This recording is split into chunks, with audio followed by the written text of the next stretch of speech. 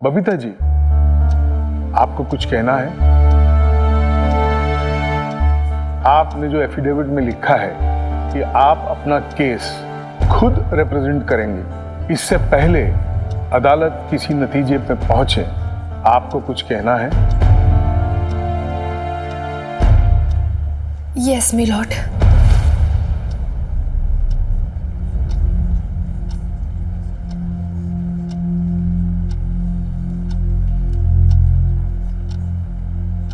आज इस कोर्ट में मैं अपने ऊपर लगी सारी तोहमतों का जवाब देना चाहती हूँ।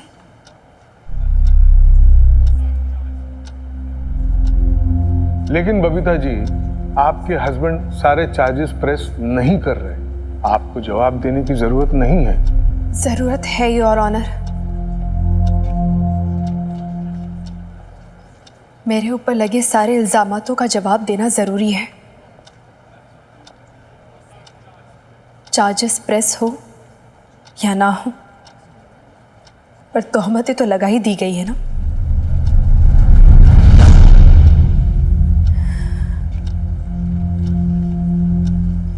अगर मैंने कुछ नहीं बोला तो केस जरूर बंद हो जाएगा, पर एलिगेशंस तो बच जाएंगे और फिर वो रह रहकर मेरे सामने आते रहेंगे। इसलिए इस पिटीशन में छिपे हर एक सवाल का जवाब मैं देना चाहती हूँ, अगर आपकी परमिशन हो तो। Please proceed. योर ऑनर, मैं आज इस कोर्ट में आपके सामने अपने सेल्फ रिस्पेक्ट और डिग्निटी से जिंदगी जीने की राइट्स मांग रही हूँ। अपने आत्मसम्मान की रक्षा के लिए मैं यहाँ पर खड़ी हूँ। और किससे? अपने पति से।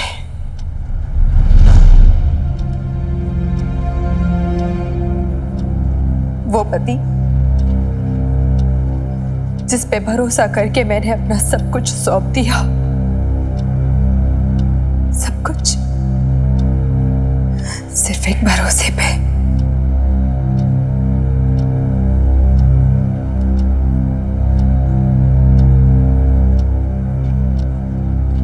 जज साहब, मेरे पति ने मेरा भरोसा तोड़ा है, और सिर्फ भरोसा ही नहीं तोड़ा, सब कुछ तोड़ दिया है। मुझे दिया हुआ वचन, मेरे माता पिता को किए वादे, मेरी बेटी का कोमल मन, सब कुछ तोड़ दिया सिर्फ एक झटके में।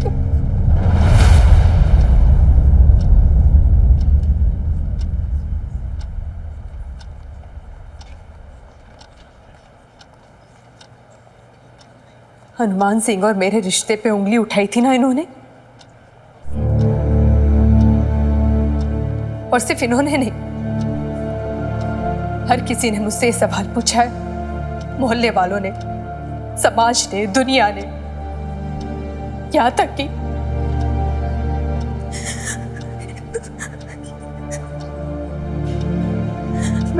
मेरे भाई ने भी।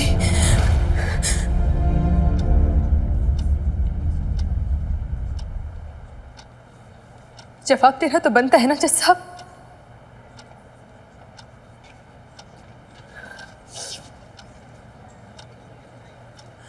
इस पिटीशन में लिखा है कि मेरे और हनुमान सिंह के नाजायज संबंध है। नाजायज क्यों? क्योंकि ना वो मेरा भाई है, ना पिता, ना मामा, चाचा, फूफा, कोई भी नहीं, कोई दूर का रिश्तेदार भी नहीं। इसलिए संबंध नाजायज हो गए। क्यों? ये कहाँ लिखा है, किस कानून में लिखा है कि संबंधों का नाम होना जरूरी होता है?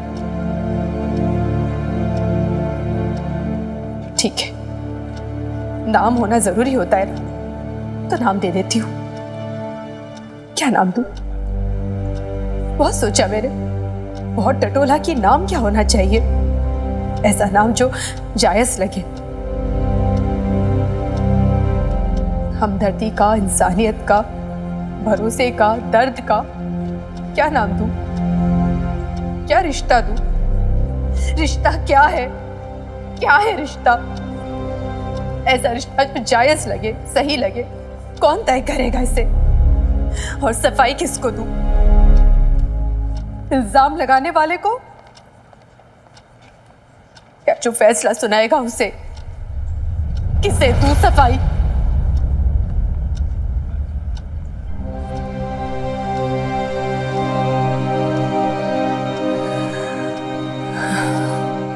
नहीं जज साहब, आज मैं बबीता अपने और हनुमान सिंह के रिश्ते की कोई सफाई नहीं दूंगी, कोई एक्सप्लेनेशन नहीं, कुछ भी नहीं, एक शब्द नहीं। मेरा और हनुमान सिंह का कोई रिश्ता नहीं है सिवाय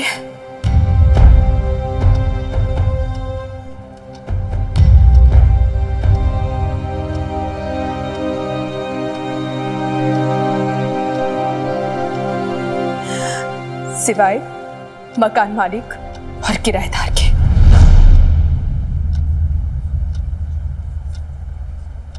हाँ, मैं उनके घर में रहती हूँ पर किराया देती हूँ। गुनाह है क्या? किराएदार रखना क्या गैर कानूनी है, नाजायज है? किस कानून की किताब में लिखा है कि ये गलत है, या जिसके साथ रिश्ता ना हो, संबंध ना हो, उसे किराएदार रखना गलत है, मना है? कहीं नहीं जज साहब, ना कोई ऐसा कानून है, ना कोई कंपल्शन। ये सिर्फ हथकंडे हैं आदमी के औरतों को चुप करने के, उसे डराने के, धमकाने के, उसे शर्मिंदा करने के, ताकि वो चुप रहे और खड़े होकर लड़े ना, अपनी आवाज ना उठाए।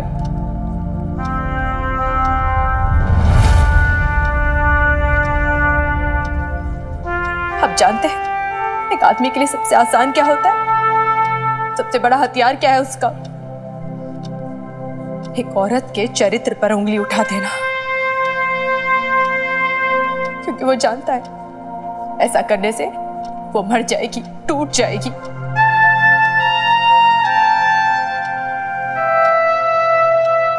और सदियों से आदमी यही तो करते आ रहे हैं, औरत के चरित्र पर उंगली उठाते, उसे चुप करते आ रहे, उसे शर्मिंदा करते आ रहे, उसे कंट्रोल में करते आ रहे। लेकिन अब नहीं, अब और नहीं, क्योंकि अब औरत समझ चुकी है कि उसके परिवार की इज्जत उसके कपड़ों में नहीं है। समाज की मान मर्यादा उसके शरीर में नहीं बसती है। पूरी दुनिया की मॉरल वैल्यूज की रिस्पॉन्सिबिलिटी औरत की नहीं है। समझ चुकी है वो ये। इसलिए अब औरतों को शर्मिंदा करना बंद करो, बंद करो प्लीज।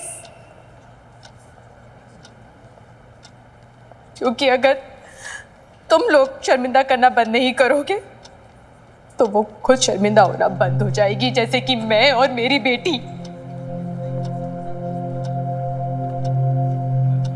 हम अब शर्मिंदा नहीं होंगे, ना झुकेंगे, ना किसी को कोई सफाई देंगे, ना कोई एक्सप्लेनेशन, कुछ भी नहीं, कुछ नहीं।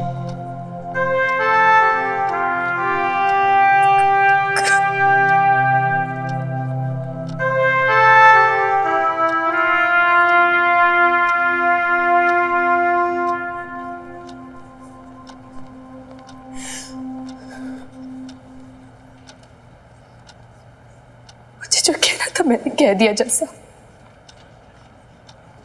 फैसला आपके हाथ में है।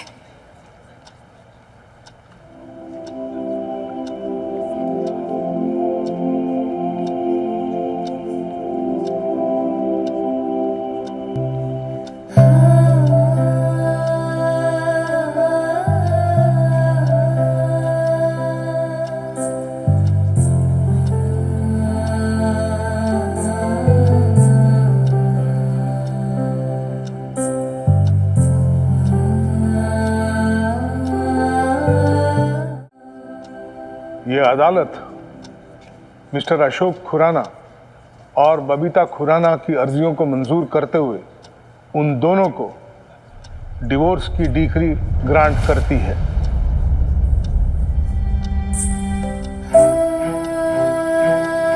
बबीता खुराना की एलिमनी और मिनी खुराना के मेंटेनेंस की अर्जी आर्बिट्रेशन के लिए आगे फॉरवर्ड करती है। This case is adjourned.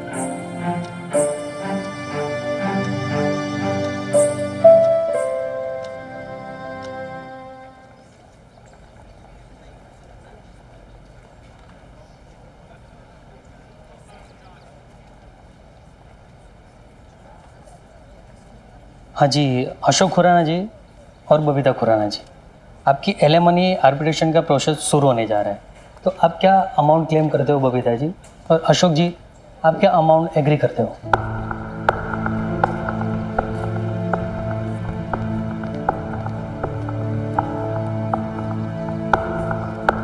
जो भी बबीता बोले, जो भी रीजनेबल हो।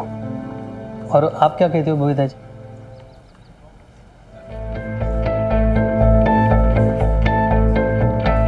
बबीता जी बताइए, क्या अमाउंट लिखना है?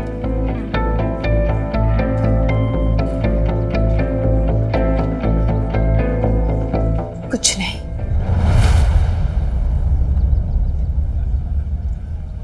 कुछ नहीं चाहिए मुझे।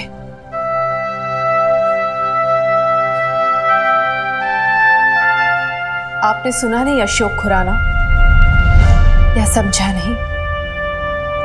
बबीता अब वो बबीता नहीं रही जो 17 साल की सेवा और तपस्या के बाद चंद टुकड़े दे दो प्यार के और खुश हो जाती थी। नहीं, ये बबीता बदल चुकी है। ये बबीता वो है जो दुनिया से अपना हक लेने चली है।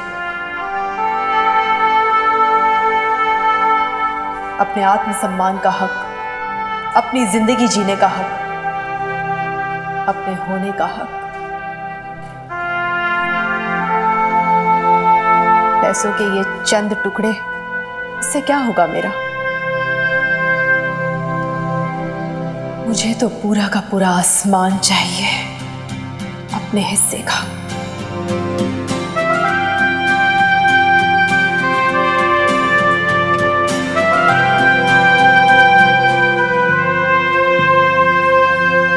Babita, excuse me, sorry, 1 second.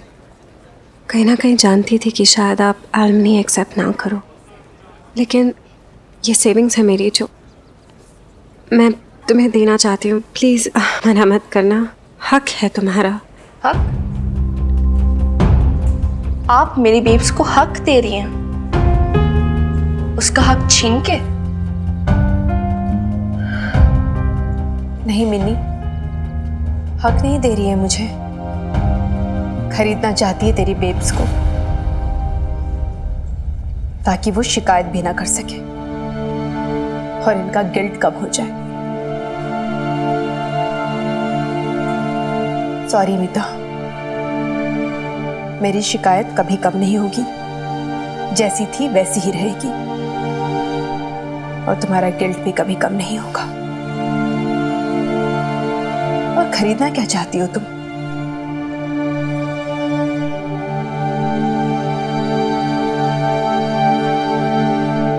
ये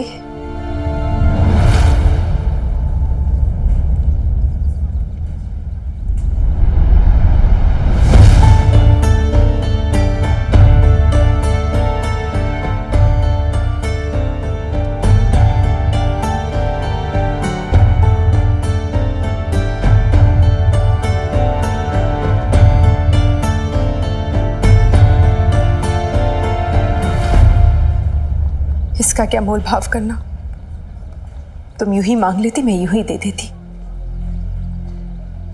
वैसे भी अब 2 कौड़ी की कीमत नहीं है इसकी मेरे नजरों में।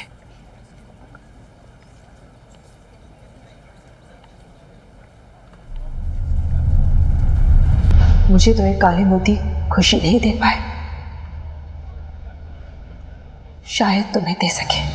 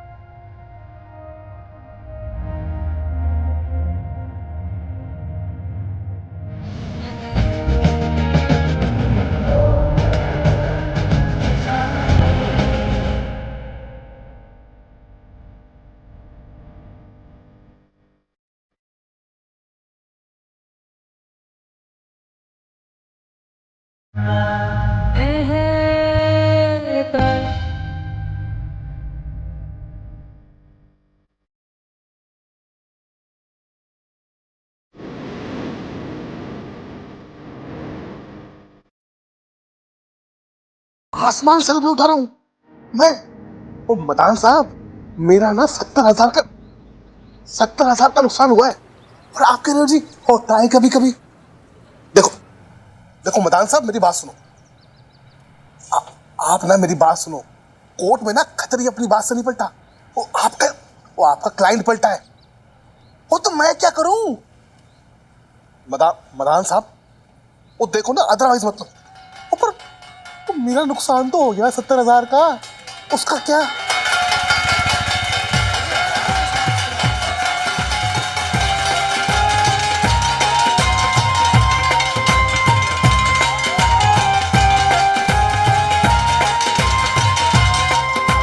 है मधु, कसम भोले बाबा की कि नहीं दिखा तो दिमाग ही चल गया बुढ़ापे में। देख कैसे थाली पीट रही है मोहल्ले में खड़ी होके। हैं? सुना है अकेले रहने वाली औरतों को प्रेत चमड़ जाते हैं। कहीं इसको कोई चुड़ैल तो नहीं चमड़ गई? नहीं कह रही है तू।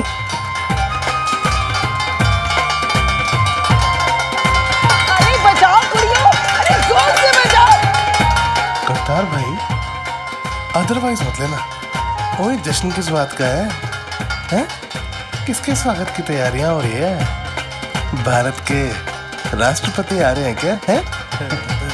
पता नहीं खतरे से जैसे ये लोग इकट्ठा हुए ना, कोई ना कोई तो आने ही वाला है।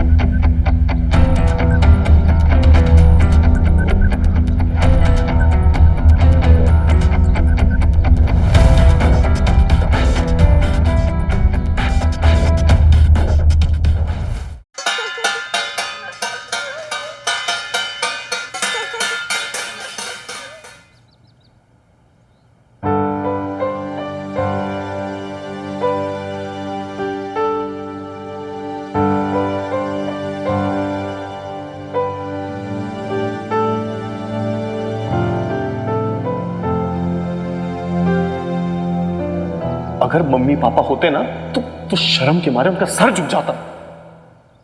देखेंगी नहीं आप? भतीजी है आपकी।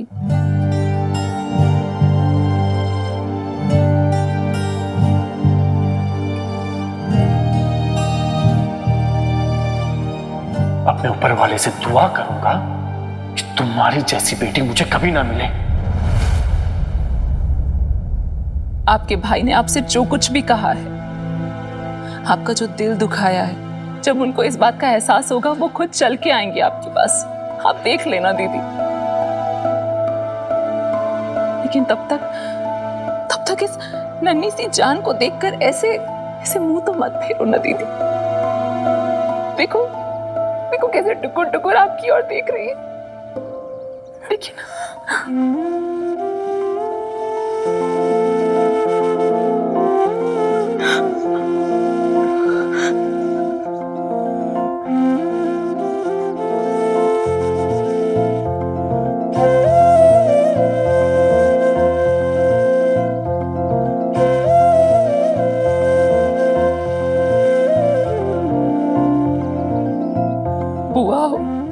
शहद नहीं चटाओगी?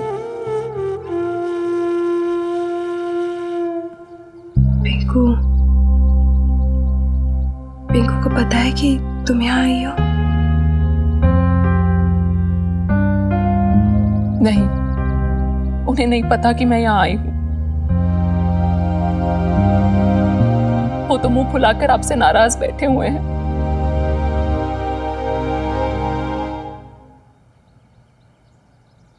मिनी, शहद लेकर आ। एक सेकेंड।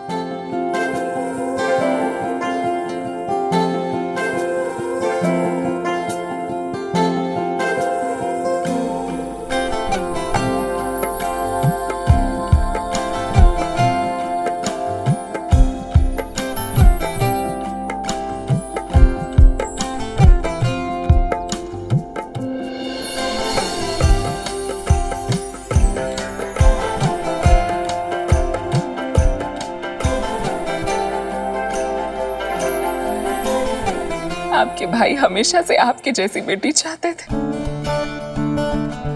लेकिन अब मैं चाहती हूँ कि ये बिल्कुल आपकी जैसी हो, एकदम मिन्नी के जैसी। बुआ ही तो नाम रखती है ना हमेशा, रख दो आप कोई भी प्यारा सा नाम।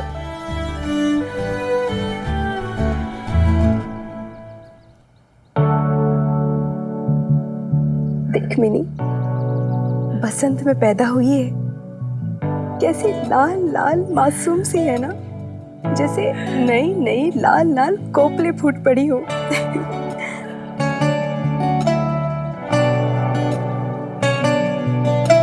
इसका नाम बहार।